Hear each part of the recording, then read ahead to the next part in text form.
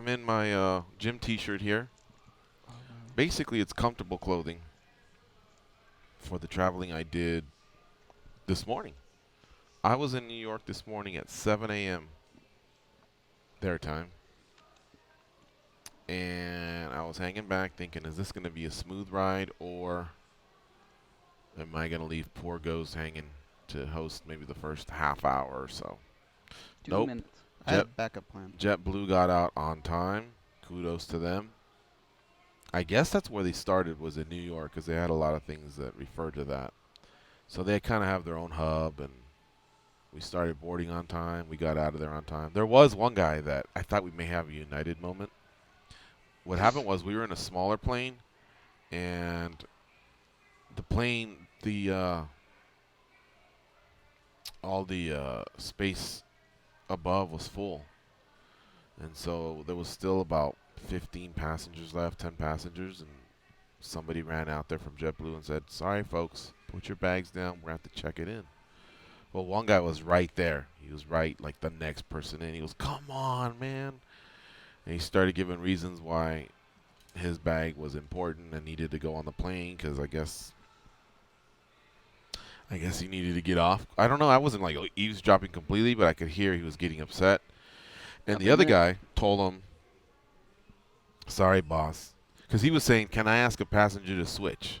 He goes, I can't legally take anything off. He goes, even if you could prove you had the most important stuff in the world, I can't legally remove someone's stuff and place yours in there. It's full right now. And then for you to go in there and ask somebody, we just don't do that. And the guy was begging. Even the pilot came out. His voice was starting to raise. Everybody else kind of took it like a champ and just said, all right. Eventually, the guy was able to just squish some stuff together, and his bag got in. So, but the camera was out. I was gonna. How do you click on shit? YouTube it right here. Oh, the mouse. I didn't even see the mouse. Okay. Yeah. All right, guys, coming up in 10. All right. Bye. I'm trying to click on this, but I don't know what's. This producer. No, I need I just have to hook it up to the internet. This is your captain speaking. We are making our descent into Las Vegas McCarran Airport. On behalf of our crew, we'd like to thank you for flying MMAjunkie Airlines. Now please fasten your seatbelts and put your tray tables in your upright position, because the descent is gonna be a little bit bumpy. Alright, Junkie Nation, it's time to roll, baby, on MMAjunkie Radio with Gorgeous George and Goes. This is what we doing while we do it, baby. All night long, we rollin'! Yeah! The MMAjunkie Radio revolution is upon us. Can you dig it? There's no escape. No escape. Through the vast frontier of cyberspace and through a sea of stars in outer space. One small step for man, one giant leap for mankind. We've solidified our combat communications stranglehold. We are controlling transmission. With the use of MMAjunkie Radio and SiriusXM satellite radio technology. MMAjunkie Radio. Commence transmission.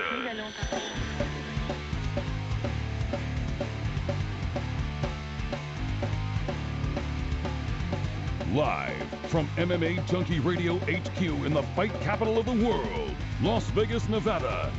Here are your hosts, Gorgeous George and Goes. From the fight capital of the world, inside the beautiful Mandalay Bay Racing Sportsbook, you are listening to the MMAjunkie Radio Show. I'm your host, Gorgeous George. With me, as always, is the devious and dastardly Goes, our ace co-host, back east, handling all the producing duties. It's going to be Danny. What's up, guys? Hi, George. How are you? It's good to have you back. Thank you. Good to be back. Danny, missed you already. I know. It's going to be weird after the show not hanging out. Yeah. Oh, my God. Get over each other. Danny and I were homies for about 4 days. As my trip to New York was really, really, it was fun. It was for business. It was personal. It was great. I had a good time. But now I'm back. I was saying in the pre-show that I was 7 a.m. this morning. I was in New York.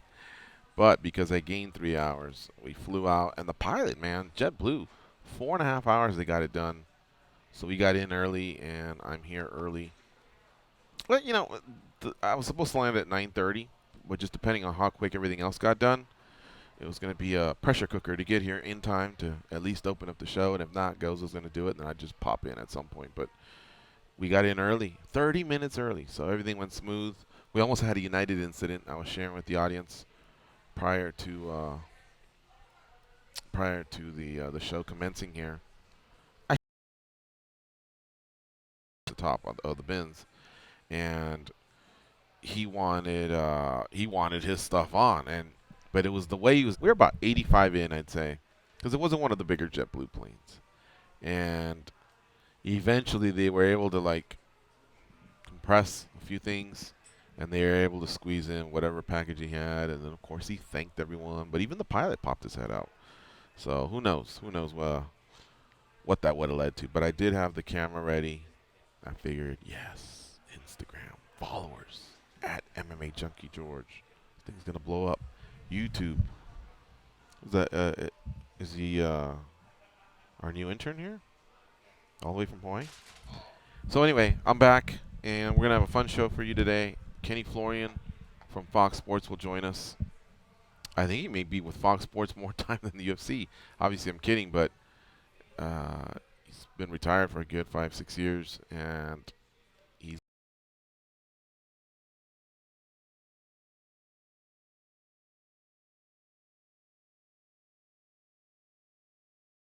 a pillar over there at Fox Sports, whether it's UFC Tonight, whether it's Tough Talk, whether it's on the desk during events, or him doing some color commentating, although he's been doing less and less of that. Anyway, he'll join us. We'll talk about UFC Fight Night 110, headlined by Derek Lewis and Mark Hunt out in New Zealand. Your co-main event is Derek Brunson versus Dan Kelly. That's a fight that, if we're going to start talking gambling at some point, and it is Wednesday, so if we're going to talk some parlays and stuff, you know, Kelly's he's savvy.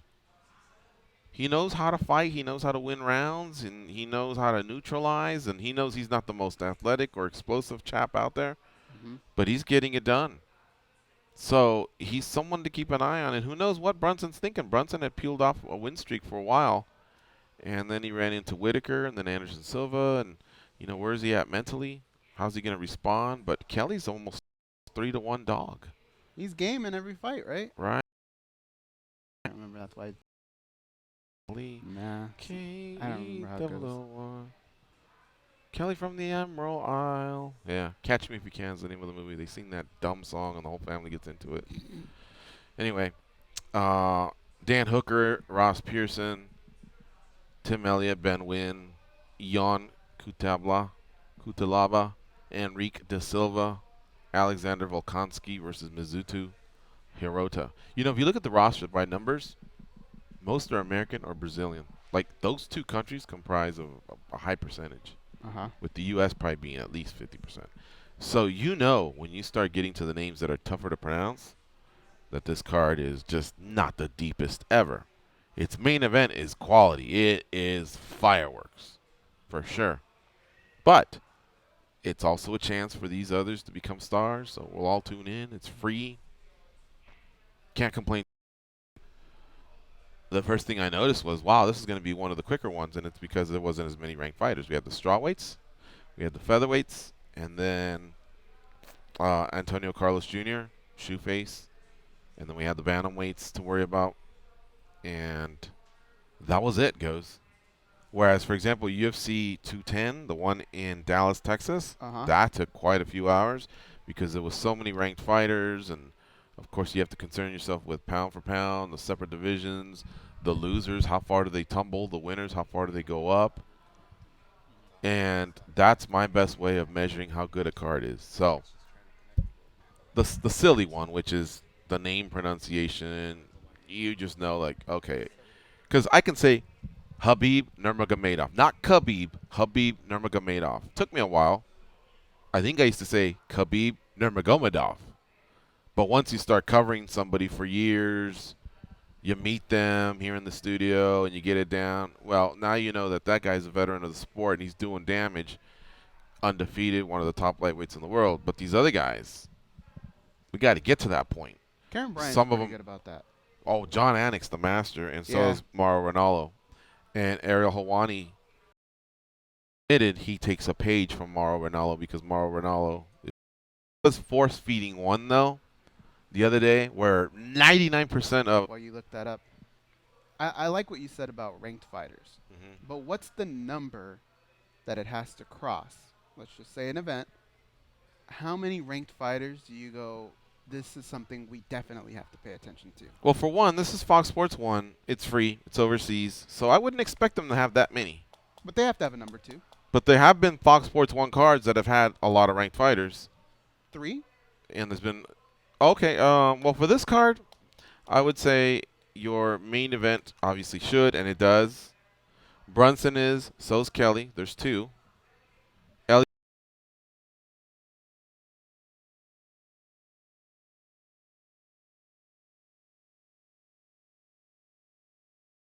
Elliott and Wynn, I think they both are actually. So that's 6. That's actually not the end of the world.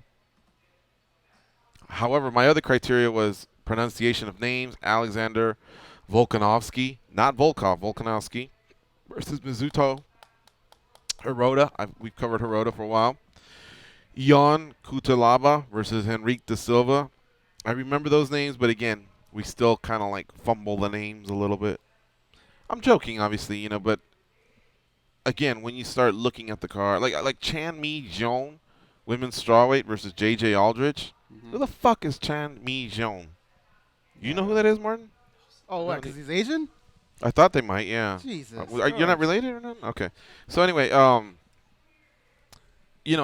there's just a lot of them that might be their debut or their second time, and if it's their second or third time, one would say, well, didn't you get it right the first time? No, I told you. I don't make it to all the Fight Pass. I'm a little bit of a snob. I really am. And I will catch that main event. Although, have you noticed the main event of Fight Pass isn't what it used to be? Remember it used to pop?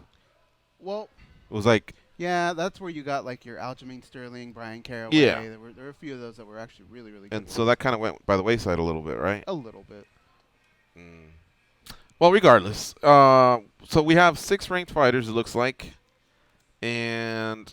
7 if you throw in Moraga. I think he's still hanging in there at 125. And then after that, you have mostly names that we're familiar with. So we should say name, pronunciation, familiarity. And, yeah, I mean, I'm tuning in. Who isn't, right? Well, just for that main event, if anything. Like you said, fireworks. I'm down.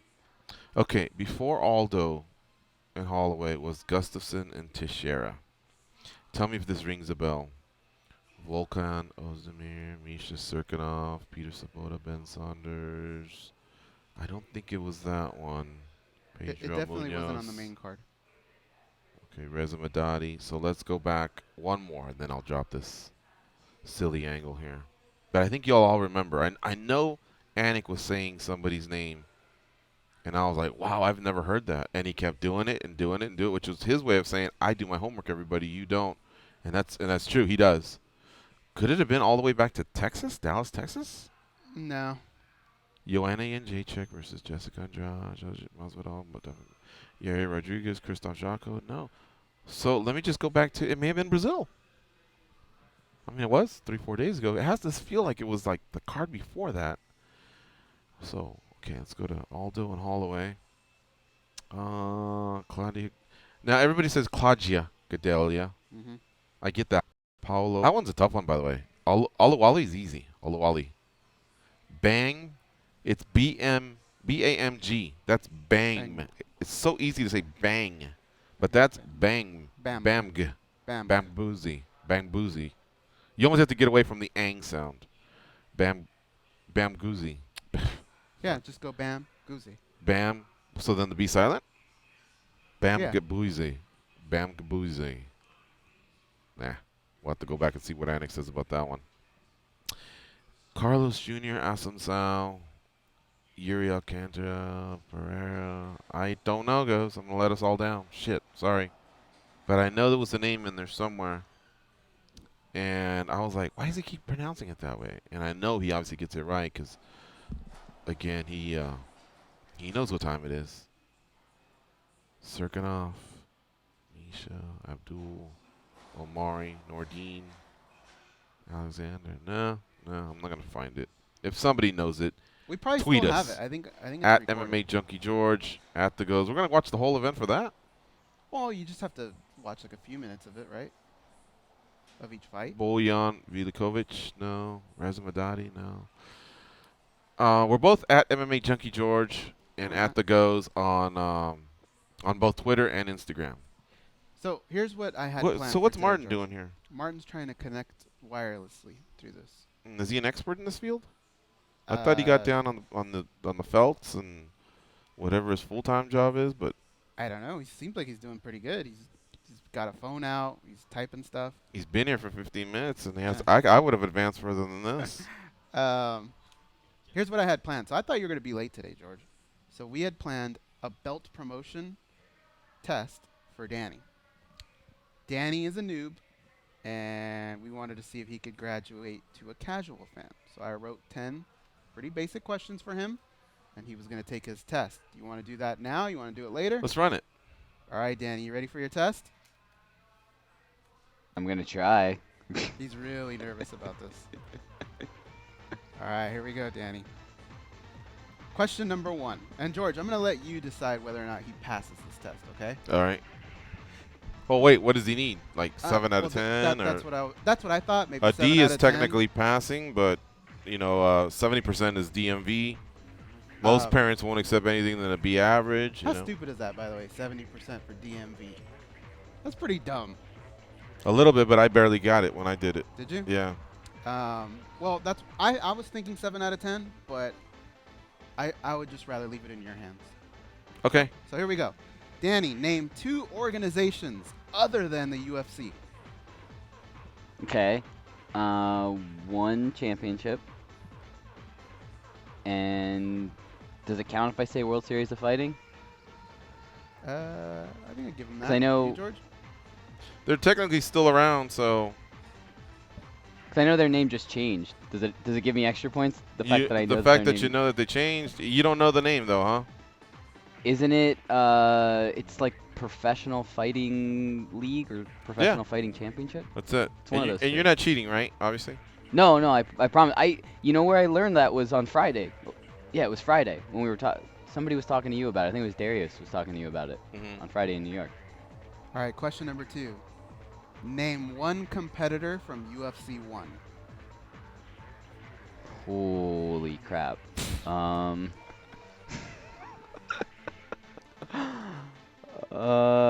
This might be a complete guess then. Yeah. That's it. You get the buzzer like Family Feud. Oh, is it? I'm not allowed to. Well, think yeah. about Give it? it a guess. You know what I'm gonna say? Gracie, because we went to the gym yesterday. Yeah, but that's too. That you Okay. cast too wide of a net. Yeah, there's a lot of Gracies, dude. You got to give a name. Nah, okay. You don't know the first name? Hoist Gracie. Oh. Yeah, you got it. Really? Yeah. Oh, okay. All right, Danny. Question number 3. I wish I was still in New York to make sure he's not cheating. When a I'm fighter not. Okay. When a fighter gets a knock at the door and they have to pee in a cup, what is the name of the organization who knocks on their door? USADA. Nice. I knew that one because it was. That's such a weird name. That's one of those weird things that you remember. Question That's number 4. Name 2 coaches from any season of The Ultimate Fighter. So 2 coaches that faced each other. Do I have to name? So I have to name 2 coaches that faced each other. Yeah. Not in the Yeah, fight, okay. but just in the season, you know? Crap. Conor McGregor and Mendez. No. Nope. No. Damn it. All right. Yeah. Question number 5. I know Conor was one though. Oh, it was Name Conor and- 1 Bellator champion. Oh, your landlord, Michael Chandler. Yeah. He's not our landlord though. You give him Not half anymore? credit? No. What? I said his name. All right. Well, you didn't need to show off and say he's your landlord. But that's how I know him. Just like I know Jeffrey, his cousin Jeffrey. He'll always be your landlord to me. Question, suppose. Question number 6. One of these guys wasn't a UFC fighter. You have to pick out which one wasn't. Was it Good boy. Tank Abbott, Frank Shamrock, Moose Martin, or Rudyard Moncayo? One of those guys didn't fight in UFC. Who was it? Tank Abbott, Frank Shamrock, Moose Martin, or Rudyard Moncayo? C. Moose Martin. Yeah, you're right. Really? Yeah. I wish he would have I said knew- the name though. You sure you matched up the letter to the? All right. Moose Martin. Because I knew the first two. And it was a 50-50 guess for me. Mm-hmm. Name 2 MMA referees. Big John McCarthy. Who? And Big John McCarthy. Okay. You said Bing the first time. All right, Big John. Oh, McCarthy. sorry. And Herb Dean. Yep. And Name 2 fight camps.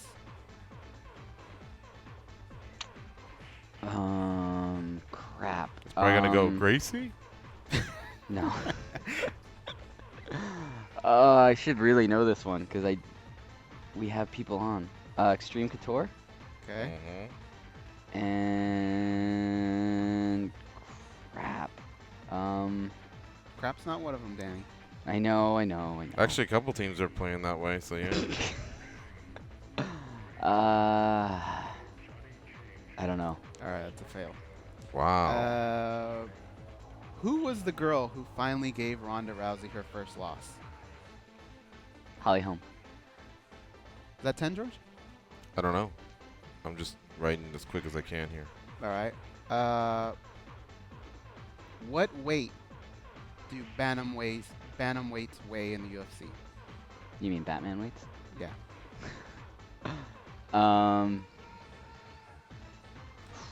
I know he don't know this one. No. I can try to work this out because it's funny because I was just talking to Aaron from Minneapolis about he threw out one weight.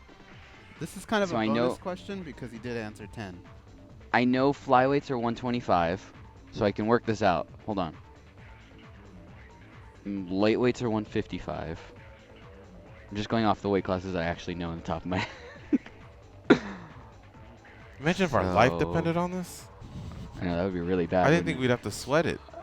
it? I'm gonna say one. It goes up by tens, right? 135. You got Yeah. it. I don't like that he's Really? taking so long on some of those. I was doing that. I promise, off the top of my head, off the ones that I just knew. You can ask All Aaron. right. All right. So Aaron, call in. Tell them what you asked me earlier. how did he ask you? He said. Do you he know said, your weight divisions? He just said Perhaps what weight we class. should discuss it. Should Goes ever give you a belt assignment test? What shade Goes of posted blue about it, is that's your what he- hair? Oh, he did. Oh, so Goes yeah, posted you had about a tutor. He just asked me a couple of random questions. All right, here. Let's go through it one by one. Okay. Let's see here. Martin, just so you know, your nickname's not Chloe from 24. All right. He's not CTU. No. He's CTPU. Uh-huh. CTPU. Let's see here. First, you asked him one championship and WSOF. Yeah. What two organizations? I'm other looking than here, UFC? and what I had heard was WSOF was going to, like PFL wasn't even going to start till 2018, but it looks like WSOF is done. So on a technicality, it's not a promotion. It was a promotion, but at that point he could have said Elite XC, Pride, and I don't think we would have accepted it, right? Probably not. All right, so we're going to give him a half point there. But wait, I named the other the promotion is changing to though. Yeah, you did, I guess, but it's kind of like, have you ever seen Wheel of Fortune where they answer something and then Pat Sajak goes, oh, no, like, you know, like if it says a thing, right? And then all of a sudden it'll say, like, the Statue of Liberty. And then all of a sudden the person will go, the Statue of Libertad. And then he'll go, oh, judges. And he'll go, oh, no, like, he's not able to give it to you because you didn't nail it. So you get a half point there. Hoist Gracie, I'm going to give you another half point because it took you forever. USADA, you nailed. The Tough Coaches, 0. Right? How did he miss the Tough Coaches? Oh. Yeah. Wait, I got Conor McGregor. If we're splitting these all in half, I got McGregor. All right, I'll give you half. But it shouldn't be a half. But you're right. I'm being hard on you, so. Now we're at Chandler, except you showed off and said he was our landlord, and he's not. So you only get half there.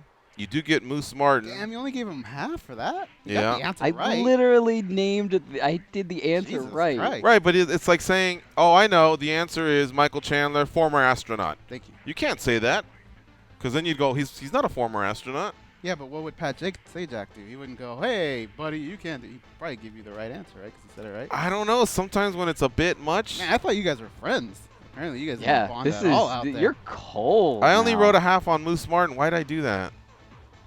Because he said C, he didn't say Moose Martin. That's right, yeah. Okay, You and just then want me to fail. That's all. and Big John McCarthy and Herb Dean, he got that right. Extreme Couture, he couldn't think of another one, right? I don't think so. So look, I'll be generous and give him a half there. Holly Holm, he got right. And Bantamweight, he took too long. So let's add this up. 1, 1.5, 1.5,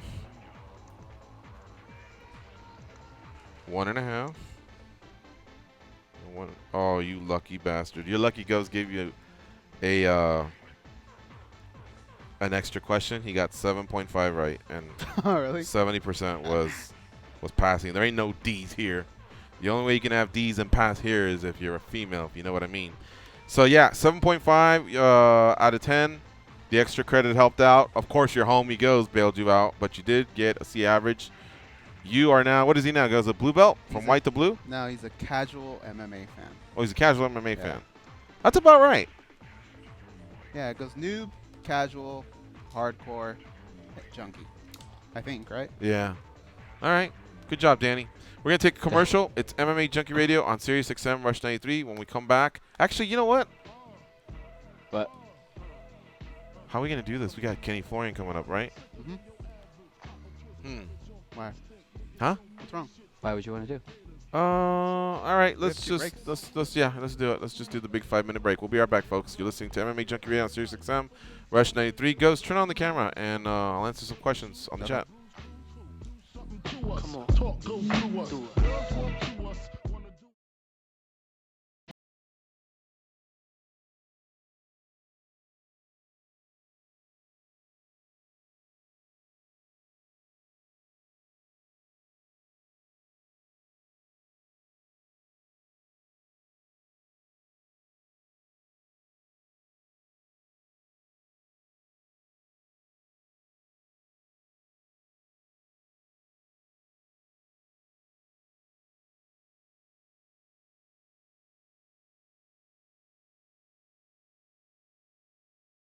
Man, he was You're able to pull live. it off. I need to move the camera, so go ahead and. All right. So let's I'm see gonna here. go try Kenny. I'll be right back. Scott, no, not yet. No, not yet.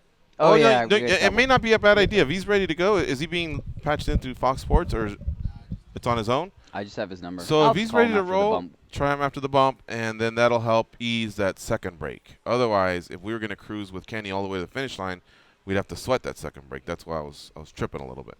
All right, let's see. The chat's looking like this. Samuel Medina, the MMA junkie chef, is in the house. This is true. Fist bump to him. Jason Buckamer joined. Oh, he woke up. Nice to have the intern inside Good the chat morning, room. Jason. Scott Baker, P-Break. How's Mom here? I think she brought her car so that you guys can go back. Oh, okay. And she went through the whole parking thing and everything? Oh, cool. Come on. Good job, Mom. Good job. But don't Let's see here. Don't forget, you get her out with your card though. Right. Okay. P-Break for Scott Baker. Okay, I get it. Joshua Logan Wallace. What's next? Max Holloway winning the UFC championship. We believe that Frankie Edgar makes the most sense in terms of him being the higher ranked fighter. So Max recently beat Cub Swanson. Not recently, but recent enough. We always talk within the 36-month scope. And so did Frankie Edgar. I mean, However, back- Cub Swanson made some great points. For one, this era of WME, IMG, they want fights that are, bangers, like rippers, like Chavello says. And Cub Swanson is probably one of the most exciting fighters in all of the UFC. So you're guaranteed one of those. Listen to the latest episode of this show or the rest of the SiriusXM Rush lineup anytime you want, on demand with the SiriusXM app. We know our geometry better than your high school math teacher. Octagons, rings, and square circles on SiriusXM Rush 93 and the SiriusXM app. At the same time, he also made another good point. Frankie Edgar's been involved in a lot of title fights. You know, there's some people that go their whole career and never get one at all. Cub hasn't gotten one. And if you were going to slip in some fresh blood, a different title type of matchup, an exciting fight, this could be where. Try Kenny. Be right back. Okay, this could be where you slip in Cub Swanson. So he made. I think that's how he's going to get it. He made a great enough case where you have to think about it. He gave all respect to Frankie Edgar, and frankly, you know, I think there's a big push for Frankie Edgar, but I see his point. You know, when you fight for a lot of, you know, when you get a lot of title shots, I mean, at some point, the masses want to see others as well. So it's gonna be tough. Had it been Jose Aldo winning, it looked like it was his. He so much as confirmed it to us. I thought it had a shot. I didn't know it was almost a slam dunk like what he was saying. So there you go, Josh, with Logan Wallace. It's a 2-horse race. I'm sure there'll be a strong Frankie push because of the fact that he's obliterated everyone but Jose Aldo, and he's never faced Holloway. But if WME-IMG wants to go the route of fresher matchups, or maybe not protect Holloway, he's not asking for protection. No way he's avoiding Edgar, but maybe if you just want to get him someone else that's a stand-up guy versus, you know, a guy that can, you know, basically ruin you. I mean, and that's I believe that's what they did a little bit with Conor McGregor. They kept him away from those guys that could take him down, except for Mendes on 2-week notice, and you saw he represented himself very well. Then who knows? They may look at it that way, but that's a disrespect to Holloway. I just like to let you guys know that that's how the promotion thinks sometimes. What's up? Hey, I called Kenny. He didn't answer. It didn't go right to voicemail, but it went all the way to voicemail. We're back in 30. You want to send him a text goes and give him the call-in number? All right. Danny Elker's reminding everybody that the number is 866-522-2846. You're rusty, George. DJ Zoo, Ray Perez loves Chipotle. Well, so does George Garcia. Happy Hump Day from Mike Sanchez. Happy Hump Day to you, too. Alfonso Berry, he had me laughing. He says, if I was teaching a class, a 97% would be a D. You might be right. Saludos desde Bolivia from Juan Pablo Tapia Aguilar. Saludos. Yes. Bolivia? Me again. And I'm back. Let's see. Up, down, left, right. B-A, start. You told me that code would get rid of them. Yeah, well, they're still here. Okay, but now they know I tried to kill them. Hold on, Mom. Here are George and Goes. So this weekend's UFC 110, Lewis versus Hunt. Let me tell you how you can watch it. It takes place on Saturday, and it's going to be an evening affair. They're adjusting for us. You recall a few weeks ago in Sweden, we had to get up early to watch that event because they were going at their normal prime time start time. But in New Zealand, they're going to wake up early for us. So it's basically business as usual. You'll get 2 fights on the UFC Fight Pass, 7 p.m. Eastern Time. Aldrich versus Mi Jion. Guti versus Dong Hyun Kim, the maestro. Then you move to the prelims on FS1 at 8 p.m. Eastern. You got Kilchi Kunimoto versus Zach Otto. Ashkan Mokhtarian versus John Moraga. I got to believe Moraga's fighting for his job here. Dominique Steele versus Luke Jumo. Damian Brown versus Vince Pichel. By the way, Vince Pichel was the one that started a topic on our Facebook chat, facebook.com/MMAjunkie Radio, and then from there there's these secret chats. But anyway, on radio, he got to New Zealand early, and I guess he rented a car, and he was in shock that you pump the gas and then go in and pay. Lucas from New Zealand, a listener of ours, friend of ours, told us, yeah, what's wrong with that? People started saying, well, what if you run off? And they said, well, they record your license plate, and I guess they send you a ticket on top of whatever you ran off on. So it's pretty much as simple as that. Somebody said, what if you remove the plate? And I think Lucas had an answer for that. And basically, I think Lucas was, we're civilized over here. We're not punks. That one kind of stings when I hear that, because I hear that a lot. Yeah, well, I mean, good for him. And I'm happy for him that they can do that. But, obviously over here that's not the case. But that all started with Vince Pichel. And lastly, on FS1, 10 p.m. Eastern Time is the main card, and that's headlined by Derek Lewis and Mark Hunt. Joining us now to discuss said card is one of the top analysts in the game, former UFC middleweight, welterweight, lightweight, and featherweight, Kenny Florian. What's up, Kenny? How you doing? What's going on, guys? Not much, man. Welcome back to MMAjunkie Radio. You're on with George and Goes. Fellow Peruvians, how you doing, brother? ¿Cómo está, huevón? I'm doing good. ¿Cómo estás, huevón? I'm good, man. How are you? Doing good. Hey, Kenny, did you know in New Zealand, if you pump your gas, you pump it first, then you go in and pay? Pretty cool, huh? Really? Is that true? Yeah, that could never happen. For example, pump your gas and take off. Well, we were discussing that, and apparently everything's on camera, so they basically see your license plate, and they send you a fine. And, of course, the next answer would be, what if you take off your license plate? But they said, nope, you got to have it front and back, otherwise you're in even bigger problems. But basically what it boils down to, in New Zealand, it's a civilized society, unlike L.A. and Lima. That bullshit wouldn't fly in Lima, right? So what you're saying? So what you're saying is we need to go to New Zealand and destroy all the cameras. Pretty much. Yeah, that might solve it.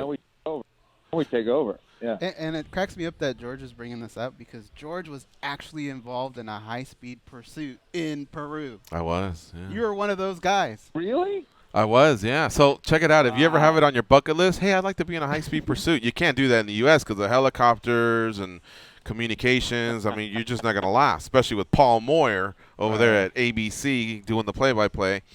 But, yeah, so I was at a bachelor party, and the lights went on, and my cousin's buddy, just didn't feel like pulling over. And all of a sudden, he started a high-speed chase, except his car was fast. Theirs wasn't. They don't have that type of communication. There was no chopper, so we actually made it. We got away.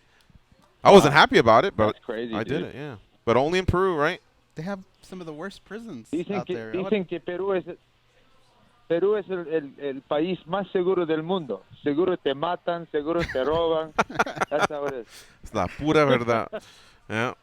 All right, my man. So let's talk a little bit about this New Zealand card. Derek Lewis versus Mark Hunt. I mean, skulls are going to get crushed here. These are two of the hardest hitters in all of MMA. Nobody's got submission on their dance card. Fantasy fighters, gamblers. Someone's either going to sleep or, believe it or not, I guess maybe we can entertain the fact that they may go to a decision, because after seeing Bigfoot Silva and Mark Hunt do it, anything's possible. But I have to believe this is just not going the whole distance.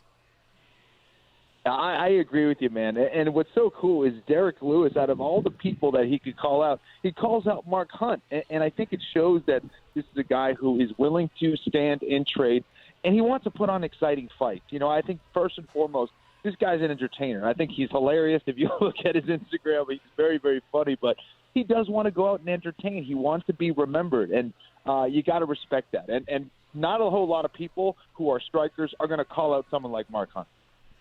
Kenny, this is a real important fight for Derek Lewis, because Mark Hunt's had his moment. He's been at the top. Derek Lewis, a guy like Francis Ngannou, these are guys that we feel like are going to be the future of this division. Do you think a win over Mark Hunt puts him up with that mix, or do you think, looking at his skills, maybe he may need a little bit more tuning up before he can compete with some of those top guys? I got to say yes to both of those answers. I think that Derek Lewis definitely can be a cleaner fighter. I think there's still a lot for him to learn, but as far as beating someone like Mark Hunt, I think that puts him on the top, especially considering, the fact that he just beat Travis Brown. He's on a little win streak here, and and I think he's a marketable guy as well. So I definitely think a win over Mark Hunt puts him right there at the top. Right now, the heavyweight division is kind of light, no pun intended. So, I think it puts him in a good position. Well, what he has to do is make sure, because in 1 month we got a fight between Fabricio Verdum and Alistair Overeem. That'll be their trilogy bout. and both guys recently fought Yeah. for a world title, but they've picked themselves up and they're getting some wins. So obviously Verdum wants to get his title back, and Overeem wants to, win a title. So I believe that if Derek Lewis looks spectacular, and in that other fight maybe things are slow, and maybe there's someone ekes out a decision, I think it's Derek Lewis' shot. I think it's a slam dunk. However, if Derek well, for one, if he loses, he's out. But let's say he struggles and just doesn't really, catch lightning, and then one of the other two in that other bout in a month, if they all of a sudden come out and do something spectacular, then that's where he can lose his shot. So he has to have one of those what we call statement wins. Yeah. No, I agree. He needs to win, and he needs to win impressively. And it's not going to be easy because of the style matchup and the fact that he's fighting in Mark Hunt's home country. You've trained with a lot of people over the years. I'm sure you've come across those guys that just have that natural power. What is it about some of those guys that have the natural power where they feel, man, this is all I need? And so it's great to have it, but at the same time, something within them maybe doesn't have them brush up on some of the other, aspects of mixed martial arts, like technique or ground game. Like they become so reliant on it, they just seem to get away from it. Have you come across those type of guys? Yeah, no, for sure. I think that sometimes they rely on that way too much. And, success can kind of be your worst enemy in a lot of ways because of that. You can kind of be loose in the whole fight. You land that one shot, and you know that you can get that knockout. So maybe you don't rely on some of the fundamentals or some of the other things that are going to help you improve and grow as a fighter. So, yeah, I think it really comes down to that mindset. They have to have that mindset of always being a student, and some of the guys don't have that because they have some of those other natural gifts, whether it's being fast or having heavy hands or things like that. So yeah, definitely it's important that they're around good trainers to push them to grow continually. Yeah, I always think of Jeremy Stevens, Robbie Lawler, or even going back further, Drew McFedries. They really did have that power. I mean, they could be down 2-0, but if they came out of that third round, it's like, oh man, a minute or two of fists of fury coming at you yet again. But if you think about it, none of them really refined their techniques like all this. I mean, I guess Lawler did have some wicked flying knees, some good clinch work, so maybe that's why he actually made it to being a world champion. But just some of the other guys, again, so much relying on throwing home run punches. I wish I would have seen them maybe just cast that power aside and become more technical. I remember heavyweights talking about how hard Drew McFedries hit. Yeah, for sure. All right. Derek Brunson versus Daniel Kelly is the co-main event. Kelly, believe it or not, he just I don't know what he needs to do to prove the odds makers right. He's almost a 3-1 underdog in this fight versus Derek Brunson. I get it. Brunson's skilled. He's lost 2 fights in a row, but that doesn't take away from the streak he had before that, and the fact that he's got a great wrestling base, and he's a stud. But Kelly, man, that guy, he just knows how to attack your weaknesses. He's got a lot of heart. He's got that old man body going, but he's pulling it off. What's he doing right, Kenny? I tell you what, he's the Rodney Dangerfield of mixed martial arts. People need to remember this guy beat Rashad Evans in his last fight. Rashad freaking Evans, the guy who was the champion at 205 pounds. I think that's extremely impressive, and I think this is a guy that you kind of doubt because he doesn't quite look the part, right? I mean, they talk about his dad bod and all that stuff, but this is a guy who was in the Olympics 4 times to represent his country. That is extremely impressive. He's got to be some kind of phenomenal athlete if he's able to do that. I think he's tough as nails. He's one of those guys that just will not go away. And, I think that the fact that he has that grappling background, it makes it difficult to get a takedown against him. He's got those awkward judo hips.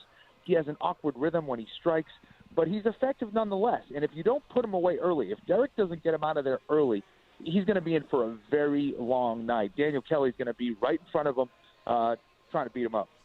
It's funny that you bring up Rodney Dangerfield because Daniel did have a quote about that dad body. Let me bring that up. If you want to look thin, you hang out with fat people.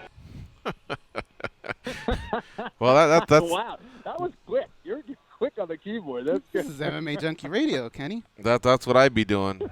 I look for the fatter Next people and I level. take pictures with them. Kenny Florian, our guest here on MMA Junkie Radio. Hey, Kenny, let us just switch gears for a second. Then we'll bring up another fight that interests me, Tim Elliott versus Ben Wynn. But tell me about the ride with Fox. I mean, you're a good 5 years into that now, right? I mean, you're pretty much almost a season of a vet as a broadcaster as you were as a fighter. I know, it's crazy. Thank you for making me feel old. Yeah, man, it's been quite a trip. It's been quite a trip. You know, I always think back on how all I wanted to do was learn jiu-jitsu, and somehow now I'm here. I don't know quite how this happened, but it's been a fun ride, man, and I just try to continue doing things that I enjoy. So, yeah, it's been fun. What's more fun? Going out to the arenas and calling the fights, or hanging back in the studio and giving us a full day of analysis? You know what? I really like them both. There's nothing quite as exciting as calling a mixed martial arts fight. But, you know, at the desk, it's a little bit – I guess there's not as much pressure on you. You know what I mean? It's a lot more casual, a lot more relaxed. You have to be on for every single second when you're watching a fight. You have to really be very, very focused, and I enjoy that. But being at the desk it's almost like a little bit more fun. So it's like getting dressed up for the fights, or kind of being in your jeans and T-shirt for the desk. And what can you share about? I've always been curious. Does Fox just say, "Hey, Kenny, in 2017, we're paying you this much. That's it, and then we'll send you wherever"? Or do you have like an assigned set number of times you're going to call fights, times you're going to do Tough Talk, times you're going to do UFC Tonight? How does that even work out for you? I don't really know how that works, actually. I you know, the thing with UFC Tonight, that is set. That's a set schedule that I get pretty much at the beginning of the year. We do that every Wednesday. We'll be doing that later today. But as far as the commentary, I actually haven't been contacted by the UFC in a little while to do commentary. So I haven't been doing a lot of commentary. That hasn't been my choice. But yeah, so I haven't done much commentary. I do miss it. So, and as far as the desk jobs, yeah, I usually get, you know, notification of maybe about a month and a half, 2 months maybe before. So yeah, it's kind of, they schedule you. Obviously right now there's a lot of different fighters doing the different analysis work. So they kind of schedule us, I guess, according to the fights and dates, and kind of give us all a chance. Interesting. All right. Kenny Florian, our guest here, and we're talking UFC Fight Night 110. Goes, what do you have for Kenny? I just wanted to play a little bit off of George's question, because there's times where George and I will walk into an MMA gym, and sometimes you'll see people kind of bring their conversation down to a whisper, because it's the media guys. They don't want to spill anything to them. Have you felt with this new generation of fighters, have you ever had one of those moments where maybe they look at you as Kenny Florian, the analyst, the media guy, and just kind of forget a little bit that you were part of the club as well as a fighter? Maybe. You know, I think some of the fighters, I think most of the fighters kind of remember me. Hey, I used to watch you fight, man, back in the day. I used to watch you when you were a kid, and when I was a kid. So, yeah, that's always fun. But I don't know if they forget about me necessarily. It might be some of the fans that maybe don't know that I used to fight or any of that, which is kind of cool in my mind. You mean you've actually, either by social media or in person, has someone actually ever said something like that? Like, who are you to say? Have you ever fought? You know, like any type of comment like that? Dude, so you guys know I used to do I do the show BattleBots. You know, I did the first 2 seasons of BattleBots. Hopefully we'll be coming back for a 3rd season, but I'll never forget this. On Twitter, someone tweeted at me, "What the hell is the BattleBots guy doing talking about UFC?" I thought that was the funniest. That was the funniest thing ever. Damn. So I actually took that as a compliment. So it was great. Wow. And then one last thing here, Kenny. I guess, you know, Liddell, not necessarily Tito, but they're linked together. But, you know, Liddell and Vitor, 5 more fights in the Legends League.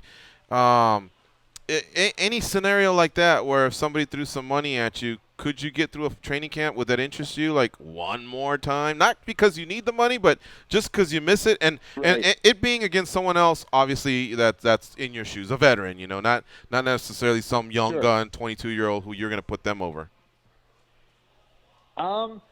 Yeah, I think that if there was a fight that made sense and if there was a number that was attractive, I would go through another fight camp to do it. But I'm 41 years old. I've been happy training and still having fun and still challenging myself and learning. But I guess if there was an attractive number against a good opponent, I would probably take it. Mm-hmm. All right. Well, we ran out of time. I did want to ask you about Wynn and Elliott, but we'll have to save that for another time. I can't wait to see that. He's stepping in for Joseph Benavidez. Should be a good one. But anyway, Kenny, thanks for your time as always, and hopefully we can talk to you again soon. You bet, guys. Always fun. Take care. All right. See ya. That's Kenny Florian, Fox Sports analyst, one of the best in the business. And yes, BattleBox fans, he used to fight. Damn good fighter, too. He should be popping in that UFC Hall of Fame pretty soon, right? Yeah. Yeah.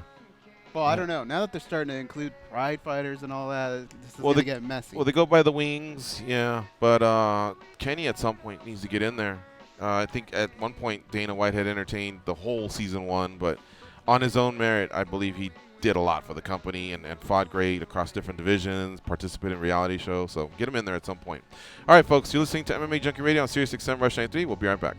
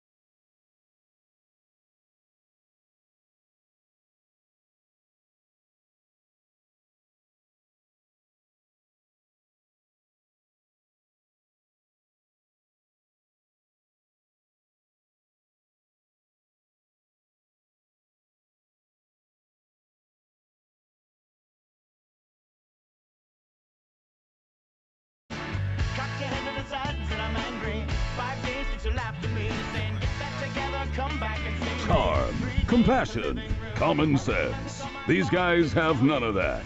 You listen to them, so you're no better. I am awesome, though. They are Gorgeous George and Goes. Man, shout out to Martin Stabilo from Hawaii. He sent that package a few weeks ago, and we've been digging in little by little. Mm-hmm. But I just had Mauna Loa, what is it, macadamia nuts with chocolate. Those are delicious. Can I not tell only him the that story about that package? Not only that, he got this thing going. I mean, he was here for a while. Mm-hmm. I wound up closing about 10 windows, but right there was the VX producer waiting for me. So what do we plug back into? Are we plugged into our router or the No, it's Mandalay Bay. Mandalay Bay? Yeah. Okay, cool. It works. So Martin I asked him, I go, why did you send the package and then show up here like 4 days later? You could have just brought it, right? And what Martin did was he actually sent the package to himself by accident.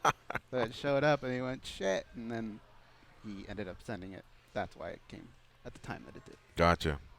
Have you ever done that before? Send something to yourself? I've done that one time. It rings a bell, but I don't know if I did it. But I think someone in our family must have, and I had a good laugh. I don't think I thought I've it was done just like return to sender, you know? And then when I looked at it, I go, oh, shit, I sent it to myself. What was that song we played the other day? Positive K? Uh-huh. I Need a Man, it's called, right? I got it, man. I Got a Man? Got a Man. And your... Oh, you do, Danny? Your, your... You said you had dropped the theory there that the guy, you had heard that the guy sang both parts. Yeah. During the show, Muna from San Francisco confirmed it. It's just that the show had ended, but it's true. Yeah. Yeah. That guy does do both parts. And so by the time he did it, we were sitting around in the studio listening. Danny had shown up, and it was on his day off, but myself, him, and Victoria, we were listening it. And there's times where he just totally sounds like a girl, and then there's a couple times where he basically sounds like a little male boy where you could go, oh, okay, I could see that. But, I mean, you really have to be paying attention and decipher it to say, oh, yeah, you know, he sucks or he does this or he does that. I mean, he pulled it off for years. I didn't know it. But if you don't know what we're talking about, maybe we'll play it one more time during today's show. We're going to take a quick break and a sports update. We'll be right back after a few messages.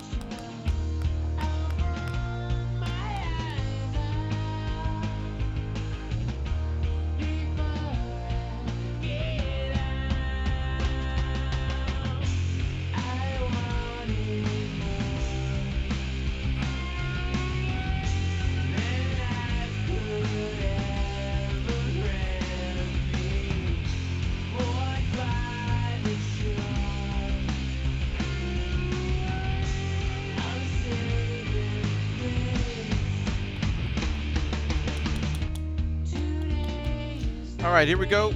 It's the second hour of the MMA Junkie Radio Show. We're going to take a couple quick calls, bullshit a little bit, and then take another break before we get to our next guest, Geane Herrera, former UFC flyweight, looking to bounce back and start beating people up again.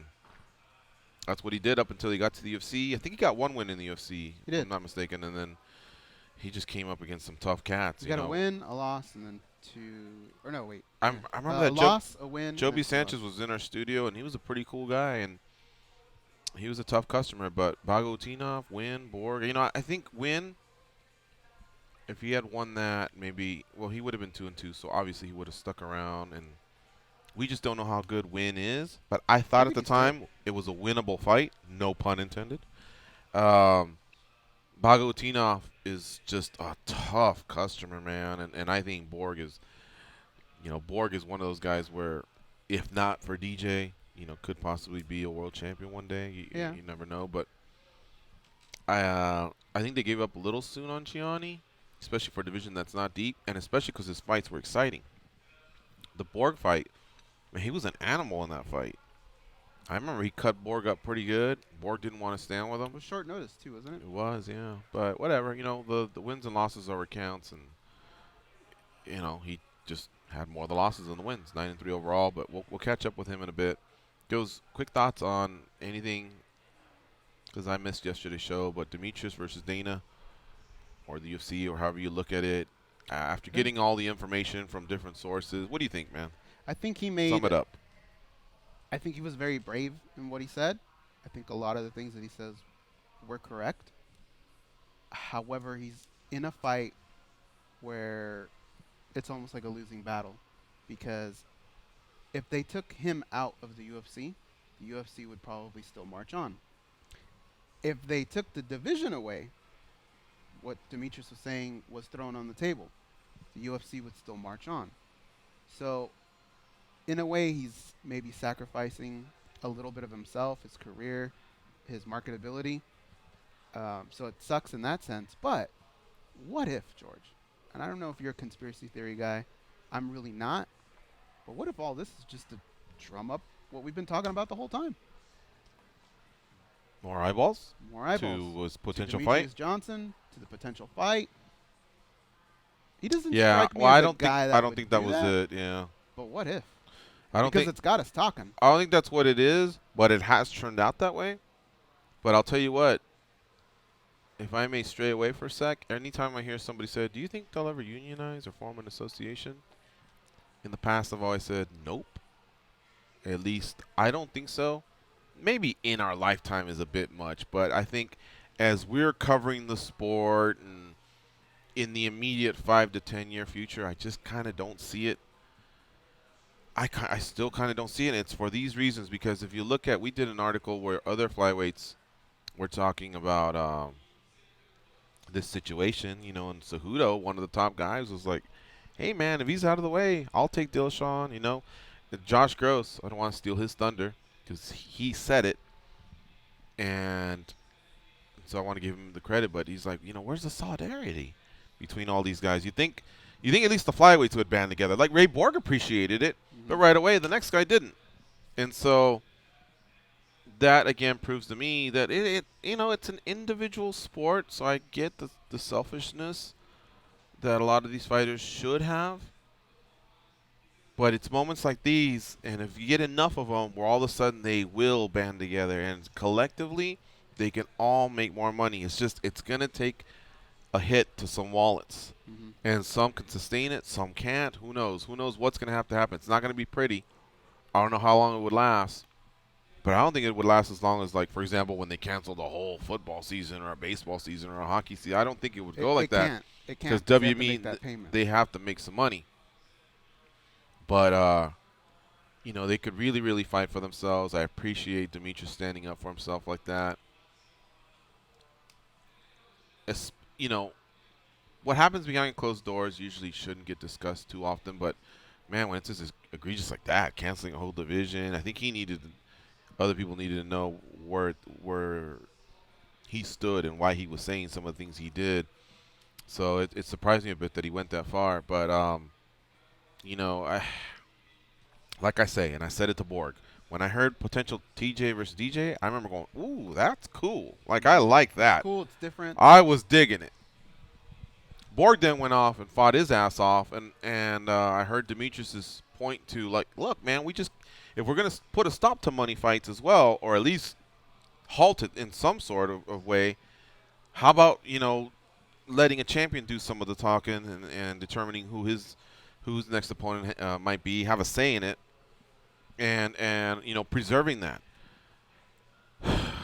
So I'm okay with both sides. Whatever they decide, that's cool. But I did like Dillashaw going down. The only reason Dillashaw was going down is because Garbrandt couldn't fight him. Mm-hmm. It's not like Dillashaw said, I'm going to slither again, and ruin something. I ruined the camp, and I'm going to go do it. Grass? He wasn't doing that. He was just thinking, well, if that's not going to happen, how about I drop down before? Remember, DJ was going to go up and fight TJ. That was the $2 million fight about 2 years ago. So that's why it was kind of fresh for him to say, well, I'll go the other way. And about 4 years ago, there was an interview where Mendez had told us that he would go to 35. It's just TJ was champ. But he also knew that TJ could go to 25. It's just that Benavidez at the time was having those battles with DJ. So as a camp, they were kind of communicating and talking. So it didn't catch me by surprise that he could go to 25, because the others have been saying it, that they could press down a little bit, creating a domino effect. But regardless, as I say that, Cejudo's fighting Wilson Hayes anyway. Hopefully this gets figured out. But I wish the fighters would realize that collectively they could have more of a say than they think they do. I know we got to get to these callers, so I just want to make this last point on that topic, and it's something Dan Tom brought up. Isn't it interesting that TJ Dillashaw, the guy that was standing with Tim Kennedy and Cain Velasquez and Donald Cerrone on one side of an argument, is all of a sudden a little bit on the other side? Have you noticed in this whole scenario? Why is he on the other side? Bullying tactics, right, going against the UFC. They can't treat us this way. And now he's kind of a little bit of part of that, right? Well, I don't know. Oh, because he's picking a fight? Shots. Yeah, with DJ. Oh. He's using some of those tactics that he was standing up a little bit, but long like I said, DJ wanted to fight him a little while ago. So it's like a few years ago, DJ kind of pushed him. So now that he has a chance because Garbrandt fell out, he's pushing back. I mean, I see a little bit, but I don't think he's trying to, like. And why does Dana owe TJ? That's the part that surprises me. With TJ on that side in the association, why is Dana so open to that? What? I'm just saying. What? Nothing. No, but what? Let's get to these callers. What? Because I really don't get it. I'll tell you later. All right. Tell me now. Take the fucking calls. Why? Keep going. Oh, all of a sudden they're going to shut off the lights and we're out of a job? I mean, what could it be? I'm curious this time. Hey, tell me what DJ told you the other day outside. I never told anyone I talked to DJ. Okay. Well, that's I said it was a high source. Along the same lines. You would think somebody could read that. Let's talk to Marco in Waco, Texas. What's up, Marco? Marco from Waco goes on his conspiracies, man. I hate conspiracies, too. Congratulations to Danny, graduating from new to casual. It's going to be a long road for hardcore, man. You got Sensei Gigi there. Not going to make it easy for you. He's going to beat you up with a cane, and he's going to make you hit the freaking bamboo trees to harden those knees and those elbows and those chins, man. Dude, I went on Facebook a little while ago. They were saying I was a harsh judge. Excuse me. You were awful, dude. If Danny would have said, if the question would have been, name a popular referee, and he would have said, Big John from Can't Buy Me Love, Junkie Nation would have accepted that instead of Big John McCarthy. I mean, it has to, there's got to be. He stumbled through it. Eventually he got it, but he was stumbling. There was breaks.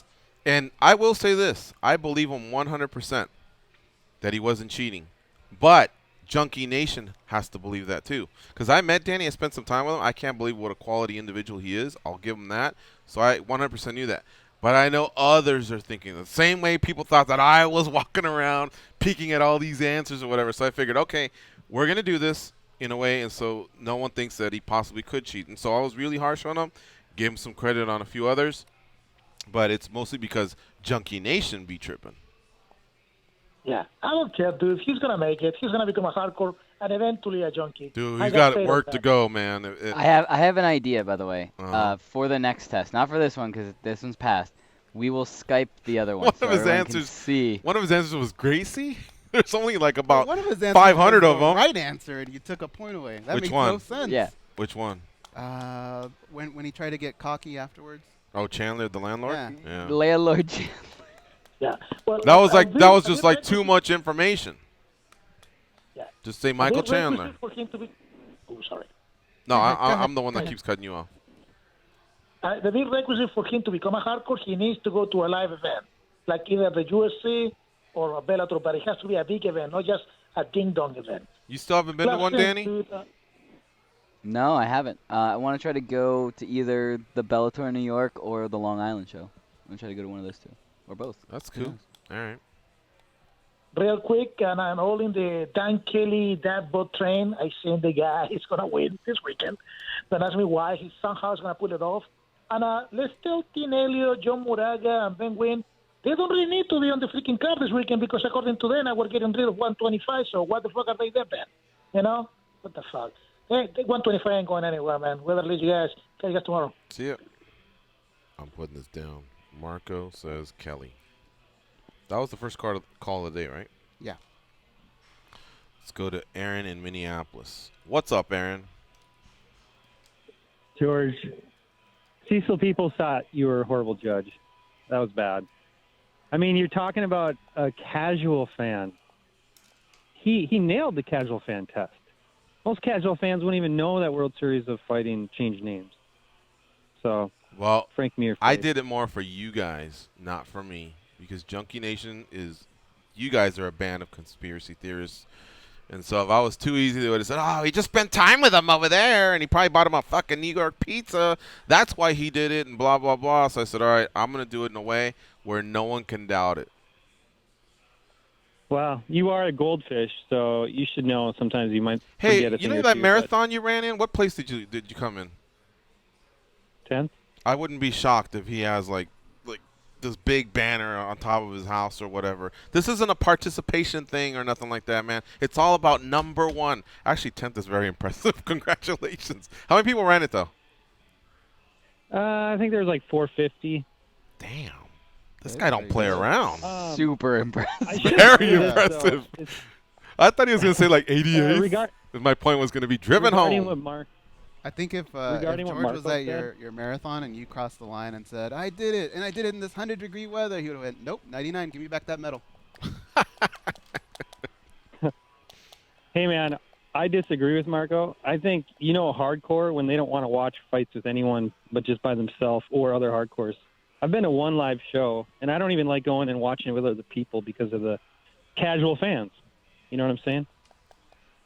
But I mean, sometimes it could be a pain in the ass. If you let that dominate you, and I gave in one time. One time, I remember saying no one's gonna bug me, and there was one guy that it was a nuisance. I couldn't believe it, and I actually sat there uncomfortable, thinking, "Wow, they're right." But it also took me at least 50 to 100 events before I got to that point. There is an appreciation for being there and feeling it, and being able to talk to another hardcore fan and a casual fan and experience the blow. You hear that, man. I still remember a body shot. Forget who it was. UFC 139, Miguel Torres was on that card, and he nailed someone on the body, and I was really close. Remember I told you King Mo gave me a ticket that got me so close that even the UFC was like, how'd you do that, And I just remember hearing, like, boom, to the body, and then I also heard his opponent, I forget who it was,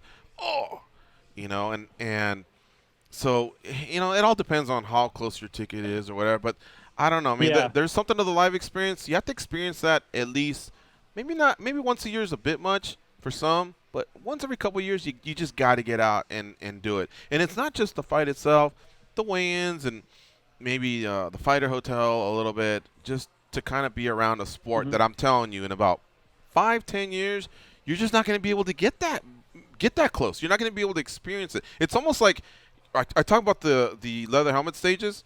Goes, how much would you love to stand on a Washington Redskins sideline after watching NFL Turning Point and inside the NFL, and you just see how different it is, the trash talk, hearing the coaches and the banter and the strategies. So if you can be somewhat near that, that would be a complete different experience from row 10, row 1, a suite I at love home. that with any team. Well, that's what we get.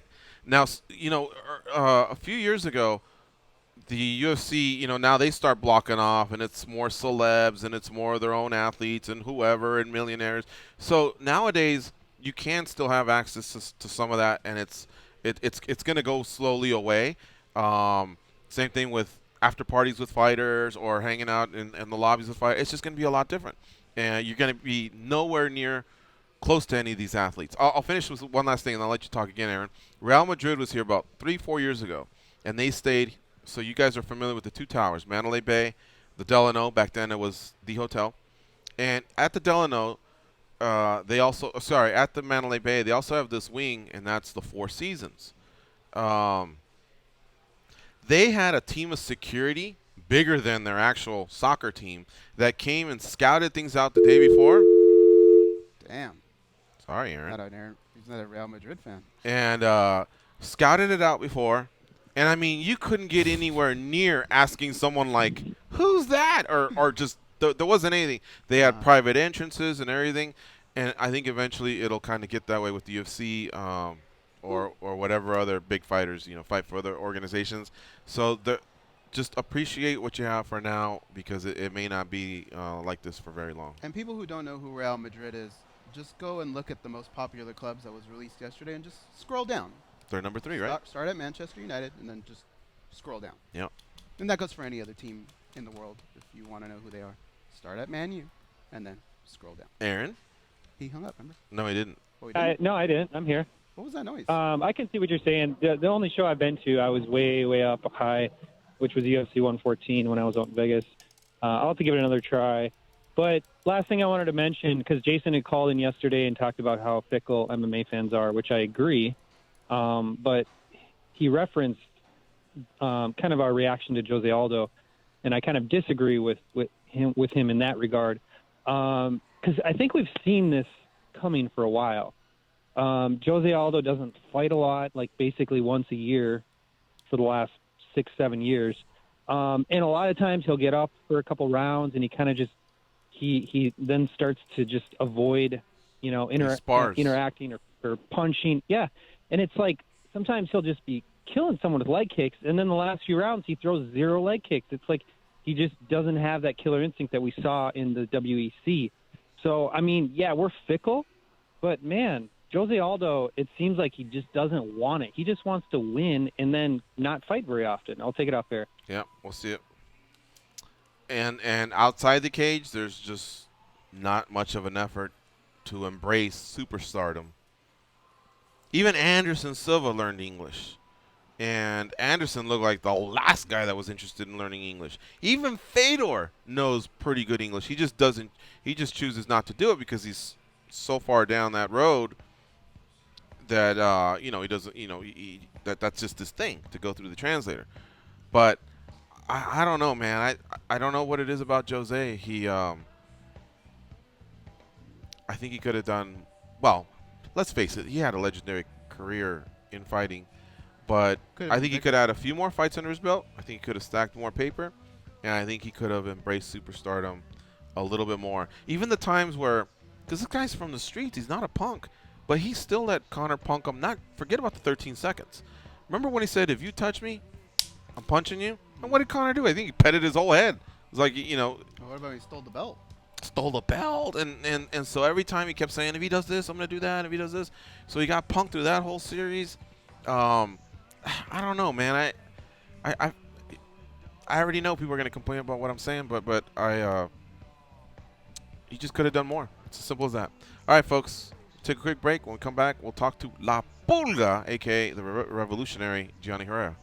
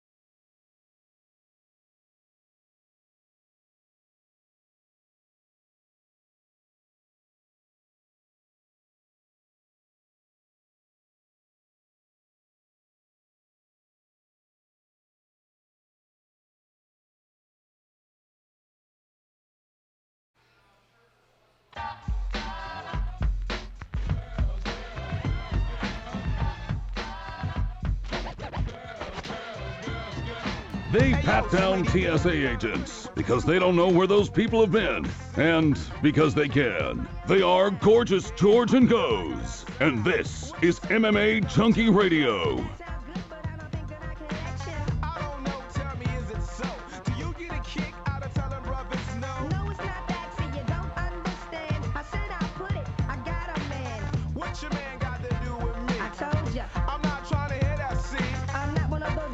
So this is the song where the singer's singing his part and the gal's part. Yeah.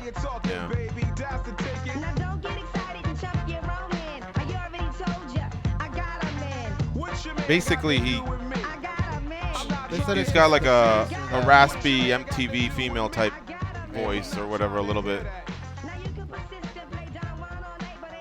See, that one's a little bit more where now I get it, now that I know the truth.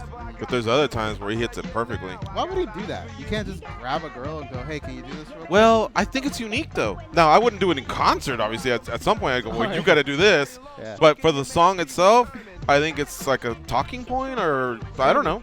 I don't think it was right or wrong, but I just wish I would have known that a long time ago. I always thought it was a jam back in the day. Hey, some great propositions coming in for how about if Ken Flo does come back, him versus Diego Sanchez. Because they did it once before. It cost Kenny the Ultimate Fighter Season 1 trophy. Huh. But Diego's older, and I think it could sell, kind of like the rematch. And I think they're just both kind of like at that same skill level. And you know. I like that. Who came up with that? Doug Matthews says, book it, Dana. And he said it, and I saw someone else say it. Alfonso Berry also said it. Doug Matthews sounds like someone you would draft in the. I just can't tell who said it first. Fantasy football league. But we'll give them co-credit. Anyway, we're gonna talk to Geane Herrera now. See what's up with La Pulga. It's been a while since we caught up with him. You can follow. Oh, that's the thing I wanted to ask him. What happened to Twitter? Geane, how you doing, brother? I'm doing good, guys. How you been? Good, man. Good to hear from you. I couldn't find you on Twitter. I found you on Instagram, but not Twitter. Are you not a Twitter guy? Yeah, no, I thought I had a Twitter. I'm not very active on it, but I thought I've been pretty active. I mean, I thought I had a Twitter. Yeah, I do. It's still on. Okay. I guess I didn't go into page 10 through 20 of Google, but I gave it a good run. I couldn't find it, but no worries. I guess we need to start adjusting. Could it be that the younger generation is more about Snap and Instagram? And wait, I just pulled it up. It's the first thing that came up. Did you? Yeah. You put in Geane Herrera? Yeah, it's the first one that comes up. Did you spell Google right? Damn, I'm you type that lame. in? I'm lame. Sorry. How you been, Geane? What have you been doing? I guess since you got cut from the UFC after your last loss. I've been good, man. Glad to be back on the show and catch up with you guys. Feel like it's been a while. But, yeah, man, I've been just getting my life together, really questioning, all the years that I put into the sport. But, feeling good overall, Mm-hmm. Do you still train like a full-time fighter that wants to fight soon, or did you break away from the sport and take time off? No, man. I felt like when I was in there, I was just, I was too worried about other things. And then this time off, it's really allowed me to just go back into the gym and enjoy it for once, not have, the pressure of like having to fight or like, oh, I need the money, so I need to take a fight. No, it's been more like what I started with, if I could explain it. Like I started enjoying, because I love this sport and I enjoy training, and I kind of just went back to that. What's your outlook as far as, like, are you now ready to join a promotion and fight and, make some money, or where do you sit? Absolutely, man. I mean, if the opportunity came up and I got that call, I would jump on it right away. I feel like this time off has been good. It's been crucial and much needed, to be quite honest with you, man.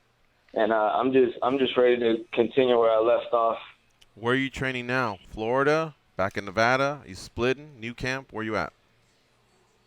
I'm still in Tampa. I've been thinking about some time now going back to Vegas because I got some really good, training partners over there.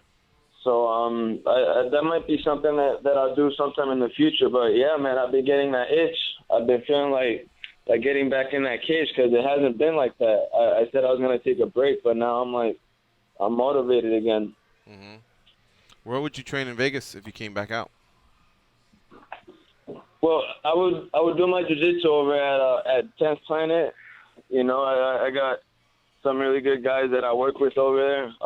When I was over there, I had a couple UFC guys stop by the gym, and it just the energy, it's great. I feel like that's just the melting pot for a lot of great fighters, and to be able to train with those people, just, steel sharpens steel.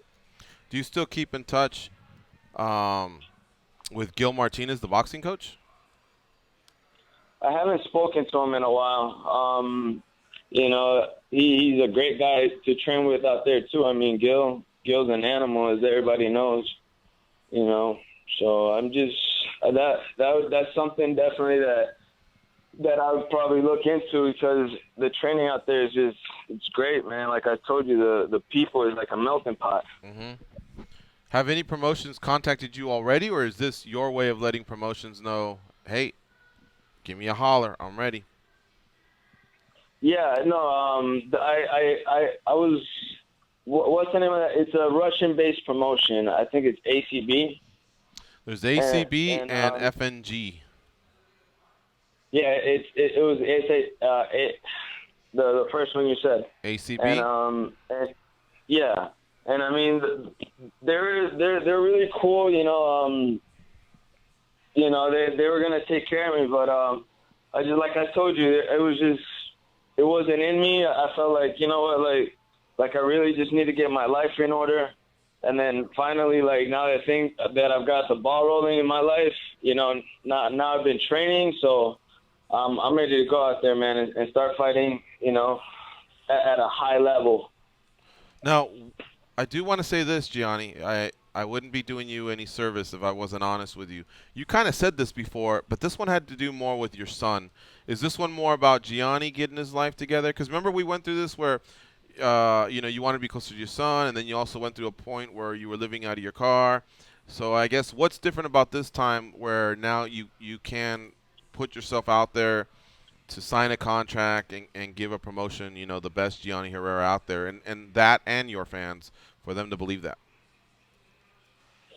Well, I feel for one is that I've really gotten my son's life established. Like, that's good to I hear. have him in a good school. Hello, can you hear me? Yeah, no, I was saying that's good to hear. Yeah. Yeah, and I felt like these were one of those things that really weigh down a person, not just a fighter, but a human being that looks after, his kids, because I won't lie to you, it hasn't been easy. Being a single father is not easy. Right. But I was able to, take the right steps. I got him in a good school. I got him doing good in school because, it doesn't matter what school, you put him in if the kid's not performing. So I really just applied myself as a father. Like I told you, I'm working now. I'm working a good job, making decent money. And that's also a huge stress that's being taken off my shoulders. And I'm just I'm ready for that next step, man. I feel like I've grown so much because of having to go through all this. And I'm not living out of my car anymore. Like that's a blow to the ego. Like I can't explain that. Well, I'm really happy about you and your kid, and he's doing great in school. So very happy to hear about that, Gianni. Gianni Herrera, our guest here on MMAjunkie Radio, and like Oz pointed out, he can be followed on Twitter, Shea-Jitsu. I saw that, and I thought that was Instagram, so I must have just skipped over it so quick that I didn't even notice. All right, Goz, what do you have for Gianni? By the way, is it La Pulga or the Revolutionary? Which one are we using nowadays? No, I'm La Pulga. Like I told you, man, I felt like I took a step back and I started enjoying why I do this, and I'm, like La Pulga was my fighting style, and I just can't wait to put that on display. Goes, what's going on, man? Goes, what do you got for La Pulga? Man, you don't know how happy I am that that's back. Me too. That's one of the coolest nicknames. I like that Gianni, too. Awesome. Thank you, dude. That's good energy. Thank you, bro, because I was thinking the same thing, man. Like, it just makes me feel different. Yeah, it fits you, man. I love it. So, look, here's the deal. With the promotions outside of the UFC, there aren't that many that offer flyweight. Would you be willing to fight at bantamweight? Yeah, I'm more than open to that. You know, like the whole thing with not being able to use IVs for that 125 cut, that's hell, man. And to be able to just step away from that for a second, that would be great. Is there a particular organization out there that you would say, based on looking at them from the outside in, or maybe from other fighters that you've heard from, that you feel like would be a good fit for you? Honestly, man, like for a while, I've looked at Bellator since before I was even in the UFC. But like you said, they didn't have a 125 division. But I've had a couple buddies of mine that fought for them, and it's a really good promotion, man. From what I hear, they take really good care of their fighters, you know, and you know, nothing against the UFC, but you know, I hear that Bellator like really just shows a lot of appreciation for the people that are in it, you know, and the fighters that are out there and performing. You know, you've taken fights on short notice before in the past. Should one of these promotions give you a call and say, Gianni, we have a spot, but it's a little bit of a short notice fight, would you go that route again? And if so, what would be like the cutoff on how many weeks you'd be willing to do that?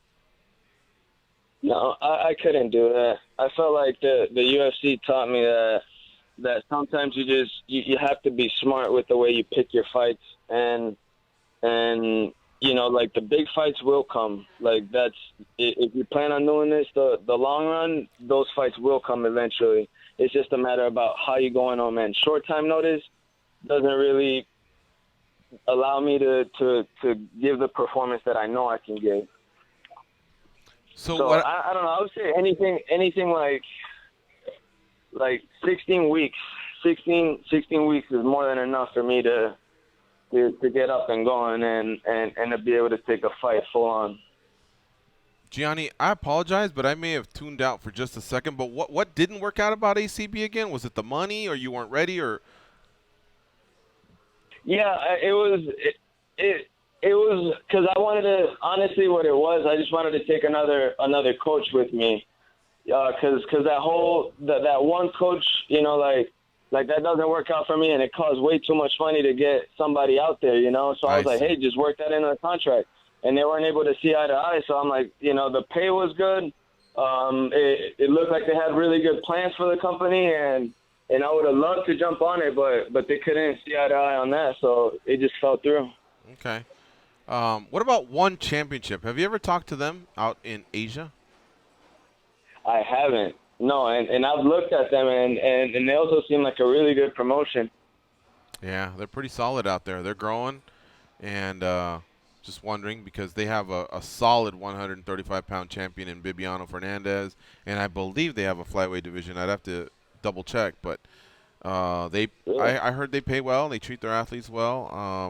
I keep hearing that too. Would love to get to a show out there. And then there's Cage Warriors, good friends of MMAjunkie for many years. They're still chugging along. I saw a press release where they got an upcoming card and some matchups were released, but this will be a big decision for you. What are you going to do? Like maybe one fight? Are you looking to get into a contract situation, or do you want to float around and you know, try different promotions and you know, go all over the world and I guess eventually work your way back up to North America, either the UFC or Bellator? Honestly, like if I were to get the opportunity from a good promotion, you know, and I would just apply myself, man, and I would make this the rest of my career if I can. You know, I only have a few years left in my career. You know, I just turned 27. I feel like I'm ready to go in there and put on display the best that I have to give, you know, while my career is at its peak. You know, so if I find the right deal and I get the right opportunity, man, I just like to hunker down and ride out the rest of my years and give the world the best of me that I could possibly give. Who has these conversations with the promotions? You, or do you have a manager? I don't have a manager at the moment. So it's all you? Yeah, it's all been me, just trying to do, the most that I possibly can. I mean, that's kind of how it went with me in the UFC. I stumbled across somebody just very randomly, and then it happened for me. I wish you the best of luck, brother. Keep in touch with us wherever you wind up. We'd love to preview your next fight. Yeah, absolutely, man. You guys are great people. It's always fun to be on the show, and it's nice to catch up with you guys, man. Thank you for having me. You too, Gianni. Thank you. Take care. Take care, guys. All right, see you. Follow him on Twitter at Shejitsu, CHEJITSU. We're going to take this quick break. When we come back, we will wrap things up on a Wednesday, June 7th. I'm back in Vegas, and I'm excited for the rest of the week as we lead into UFC Fight Night 110 and goes. There's stuff going on, too, with Bellator as far as, like, Chael and Vanderlei. They're getting together in L.A. tomorrow. They're going to have a luncheon. So all of a sudden, that Bellator NYC card, that's going to start to register. Singapore's got a fight card as well. Holly Holm back in action. So I like the way June and July for sure is starting to shape up. And Brendan Schaub did you get that press release? He's hosting a pre-show live from Madison Square Garden. For Is he really? Yeah. Very cool. All right, folks, we'll be right back. We'll see you in a few minutes.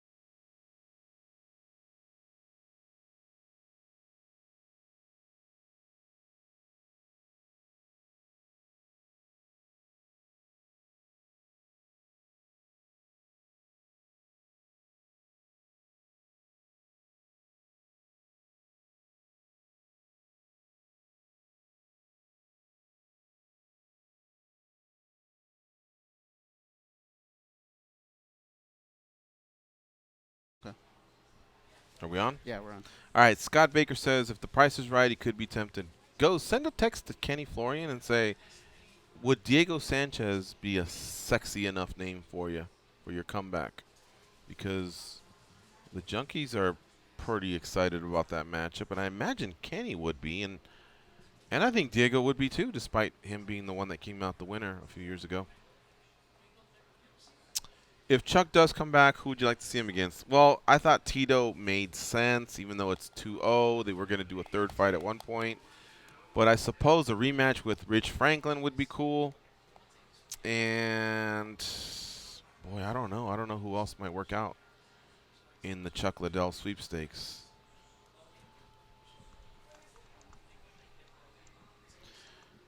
What else is going on here in the chat room? Is this Hunt's last outing? I don't believe so, but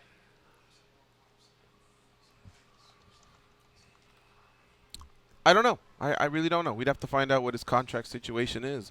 He is about 43 years old, so losing wouldn't be healthy for his career because... I'm going to hit the bump. Be right back. Okay.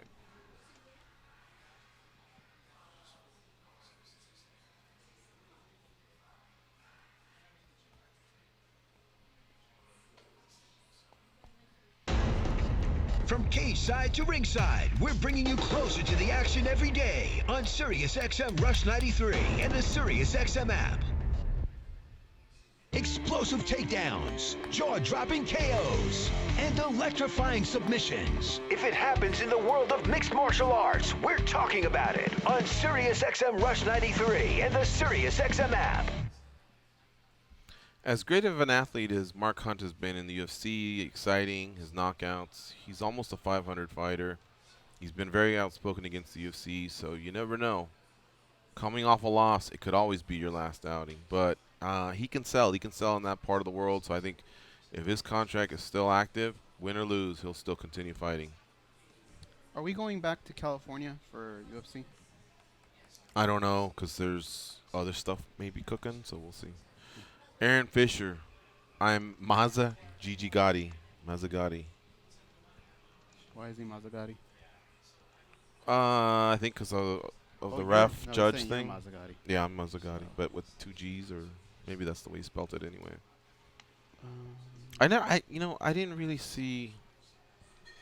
I didn't notice until now that Fisher was driving home the point that I was a bad judge. I couldn't tell by the other post on Facebook, nor his call, nor this. Oh, nor the second post on this Facebook chat. Man, he's got your back, Danny. You land in Minneapolis, that fucking guy will pick you up. Fish does not eat pizza. I found out Danny Olkers doesn't. Olkers. He doesn't eat you pizza saw either. me. You witnessed it in person. I did eat pizza for Budo. Danny goes is like. Fish doesn't eat pizza? Well, that's what Ray Perez is saying. Huh. He ate a little bit, but he's gluten free. I'm not gluten free. I'm lactose intolerant. Lactose, whatever the fuck, same shit. That's a really big difference. One. And then he couldn't have carbs, but that's because he chooses not to. But he had a great reason for it. But try walking around New York City with that guy a few times. I'm surprised he didn't say I don't ride bikes when we were riding around in Central Park. And by the way, I got like three messages that says you should walk Central Park. Back in 30. Like people are really concerned over what I should do. Well, that New was York the original City. plan. It was, but we were limited on time. George My needs a back, nap, man. my Jesus back Christ. hurt like a motherfucker, and we covered a lot of ground, right, Danny? Yeah. In the 30 minutes, like we literally like covered way more ground than we would have walking. Absolutely. But coming back in 5. Stand by. It was cool. It was my first time. The park's a park. Shit.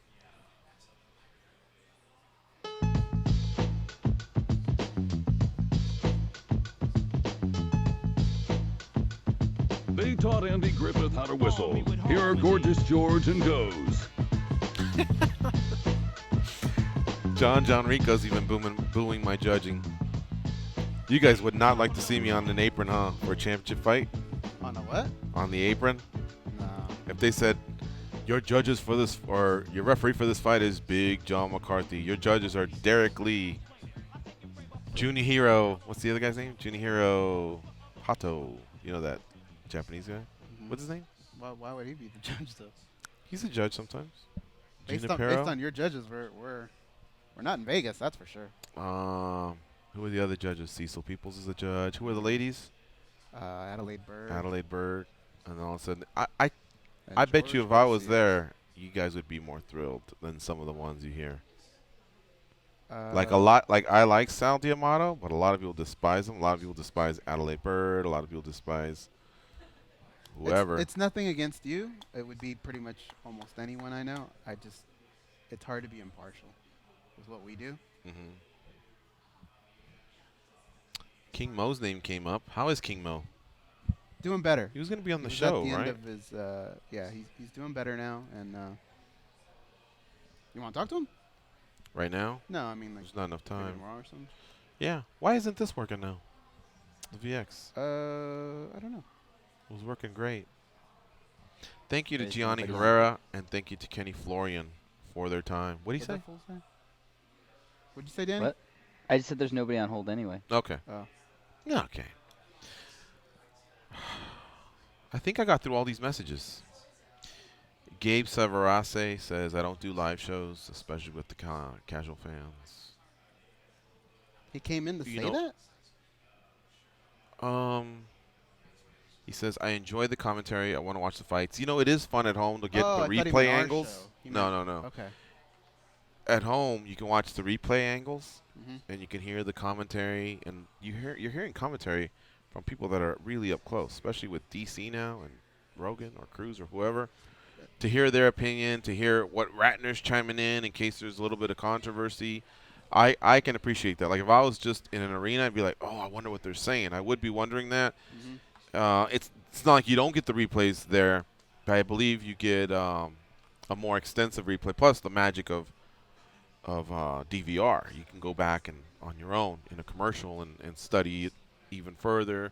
Right. Sometimes you're fighting for bandwidth, when you're on social media to see what others think. So yeah, there are some pain in the ass scenarios at the arena, but that's why I say don't go to all of them, but get there once in a while. For Goes and I, we should be there twice a year. For a hardcore fan, once a year. For a hardcore fan on a budget, twice a year. For a casual fan, twice a year. I think that's about fair. Because there's going to be a lot of things you're going to see there that you just wouldn't see or hear or feel at home. And I've never came back from an event going, that was dumb, that was stupid. I mentioned the big mouth that we had behind us, but that only lasted for a few fights, and he ran out of jokes. He recycled a few of them, but you just... The worst is when people laugh at him. Oh, that was then that they was get the worst. so much more energy, and you could just see them. All of a sudden, it build was up. I'm doing a set. Yeah, exactly. And it was the same bullshit. It was kick his ass, Seabass, get him a body bag. He hits like a girl. Marry Then me. making out. All those hitting girls, them up. all those girls that were walking around, he proposed to like 3 or 4 of them, and he was getting laughs. So there were other dweebs either in his party or just sitting around us that were laughing. And of course, at that point, he was like, "Give me the mic. This is going to become a set." It was so long ago that I believe Sean Tompkins is still alive. Oh wow. Yeah, it was about 5 years ago. It was at the MGM, and I remember him and I looking at each other, and I'm like, and we were just kind of laughing. He'd been to way more shows than I had, but at the same time, he had been cornering at way more, he had that type of experience. So I think he was just sort of used to it. No big deal. For me, I had heard about it, but I had never really experienced it like that, where it was irritating. Now, I was in New Jersey. Weren't you with me when Joker had to tap someone on the shoulder? Yeah. And that guy shut the hell up quickly, didn't he? Right. He had a lot to say. Right. I had one in at the forum that was pretty bad. Did you? Yeah, he just wouldn't shut up. He wasn't really getting in people's way. He just had a comment for everything, and they were all dumb comments. I was with Gabe, my buddy Gabe, and Jeffrey from L.A., and there was one guy that kept standing up. The only problem was this guy was probably the world's biggest Latino. Picture Anthony Munoz, the offensive lineman for the Bengals, that size, 6'5", 330. And he kept standing up shouting.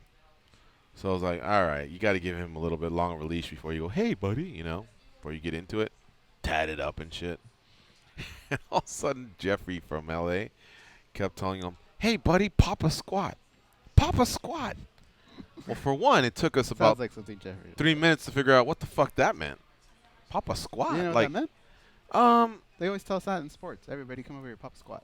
I have not heard that. Take a knee? I'm more of take a knee. Yeah, get down on a knee. Or they kept saying, pop a squat. So he kept yelling that, and even Gabe and I looked at each other like, pop a squat. And then we figured out, oh, okay, he wants that guy to You thought maybe that was his nickname? Aquí viene Papa Squat. Pop a squat or pop something. I don't know, But he kept saying, pop a squat. And even that guy was, I think he kept turning around like, what are you telling me, But eventually the guy did kind of sit down, so kudos to Jeffrey. He stood up for himself.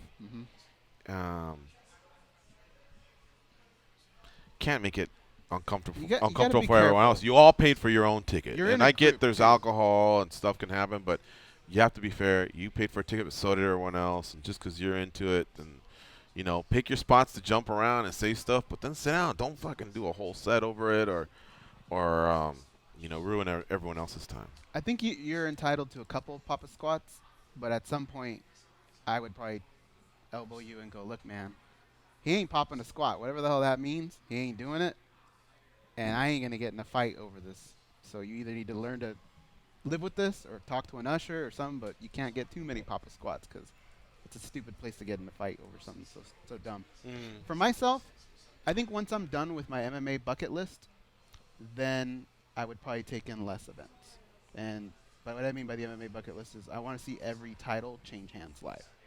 Once I'm done with that, then the occasional, you have to see Fedor Emelianenko fight, Anderson Silva, Conor McGregor, those guys. I want to make sure I've seen everybody fight at least once. But then I'll probably pull back a little bit on the live events because I do get more out of watching it on television. Well, and then we started going the route of hosting parties, and that's more fun for different reasons. But I'll tell you what, if we're not hosting on July 29th, I'd like to be in Anaheim at the Honda Center for John Jones and Cormier. Today's Wednesday, so yeah, today's Fight Club. And then there's newsletter. And then tomorrow, or excuse me, Friday will be the general public. Tonight's The Ultimate Fighter, right? Mm-hmm. Do we have 2 fights or 1? I don't know. 10 p.m. Eastern, 7 on the Pacific time zone if you have DirecTV like Goes and I. Otherwise, you do have to wait till 10 p.m. And, of course, Mike Bond will be there to recap it. You can let Jason know. No, you know what? If Jason approaches you, he can do it. If not, then it's on him. He called into the show yesterday. Is he going to do it? And he said he would like to, yeah. All right, let's see what kind of follow-up he has. I told Jason, I go, well, I told this him, is half the battle. Now you know. got to go home and you got to hustle and go for it, you know. So I'm rooting for Jason the intern. Let's see if he does it. Tomorrow we're going to be joined by Ryan Parsons.